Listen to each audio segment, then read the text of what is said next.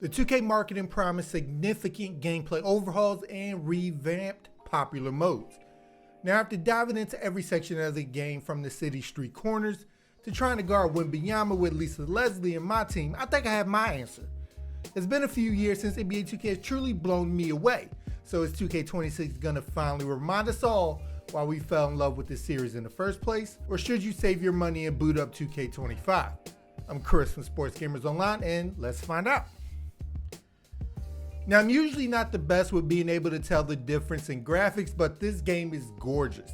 Just from the intro when you first load into my career and the cutscenes with the close-ups of the players, you can tell there's an improvement there. Just how the light is bouncing off of their faces looks really good, so great job there. I felt there wouldn't be much of an improvement in graphics after a certain point in this gen's lifetime, but I was wrong that we reached that point already. They're still improving. Even the crowds are way more detailed compared to last year. Now, as far as gameplay, this has been the biggest surprise in a good way with how many changes there have been. One of the biggest things I've noticed while playing was how much tougher paint defense is. Defenders are way more active and alert around the rim, just waiting for you to put up a shot so they can send it into the 10th row, making driving into the paint a far harder experience. Not to mention ball handlers seem to drop the ball a lot more often if you sit in the paint too long as well. And when you tie that into the game, forcing you to time every layup, and it's just a whole nother adventure in the paint so far, forcing you to optimize space to truly get your best shot off near the rim, as it should be. Some of the new gameplay mechanical additions have just made sense as well.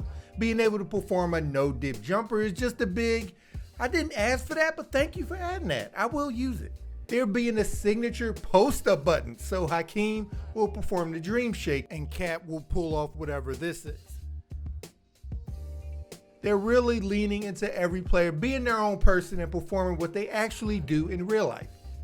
Wrap passes are also in the game now as well to help keep the ball safer weaving through the paint, and looks great when you do pull it off.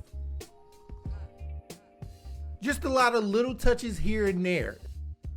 As far as computer control players, I found they're a lot more active in the passing lanes as well, getting their hands on a lot more long-range passes and plays where they can clearly see the ball, especially on higher difficulties. This makes sense and creates a more realistic game where you're not long bombing passes without a care in the world, but instead leans more into you having proper court vision and timing to lead a successful offense. Playing on-ball defense has been mostly fun, although the contest system still sucks. The body-up system in the games feels more rewarding as you can completely stonewall a defender if you cut the angle off, and it feels satisfying doing it. Defensive positioning matters more than ever, and successfully shutting down a scorer feels earned rather than lucky. I really like the dribbling so far. The dribbling mechanics in 2K26 continue to evolve. I'm not the craziest dribble head out there, but I feel it's given both benefits and challenges using it. I found myself performing a lot more left stick dribbles so far as well, and it's been very fun to use. Because of how the defenders are playing their feet this year, you can really take advantage of it just with the left stick. Building on a pro play foundation established lets the dribbling system in 2K26 achieve seamless transitions between different moves. The ball, I can say, is unpredictable. It bounces and reacts more realistically to contact and other factors. It's not attached to the player at all. When dribbling into traffic, you'll lose control if you're making contact with defenders way more often. And I'm talking about the earned steals, not the cheap ones you see in the rec. Dribblers now trip over the ball more frequently, which adds another layer of ball security.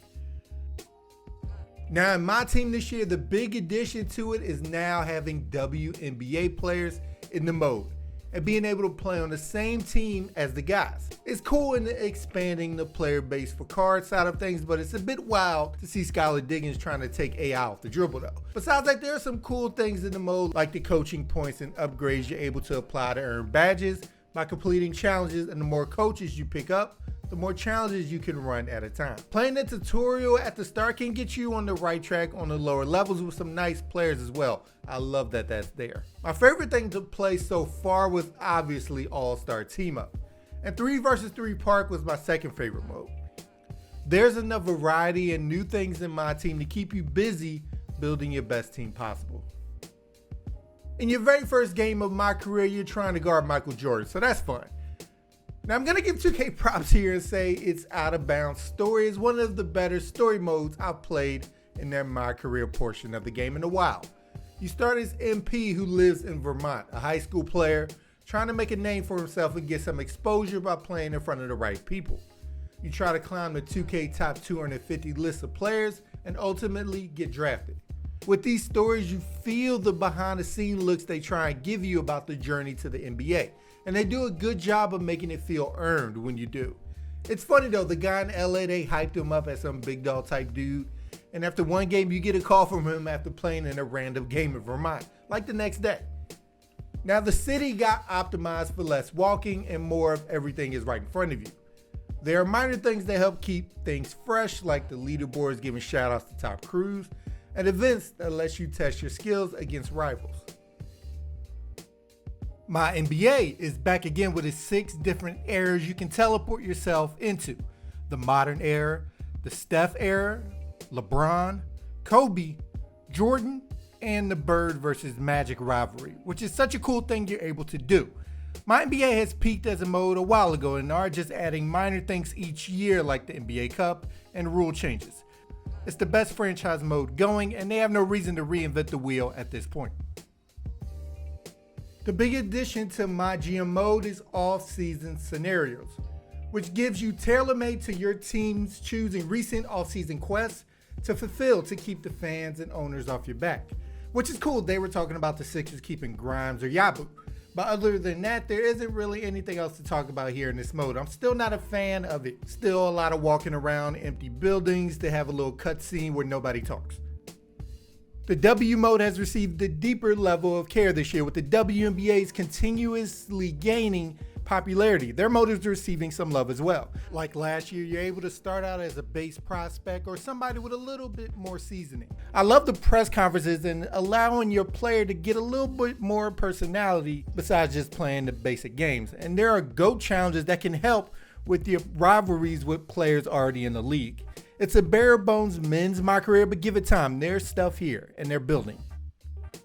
NBA 2K26 appears to be building on the franchise's strength and how it got its name in the first place of being the best basketball simulation. Rather than leaning more arcadey, it's staying the course of continuing to fulfill that goal by maintaining and upgrading the streak they fully own. 2K26 has great promise in the 5 versus 5 space with meaningful gameplay improvements everywhere, and an engaging story mode and streamlined the city experience that could deliver one of the best 2Ks we've seen in years. I'm Chris from Sports Gamers Online, and with that, I give NBA 2K26 a 9 out of 10.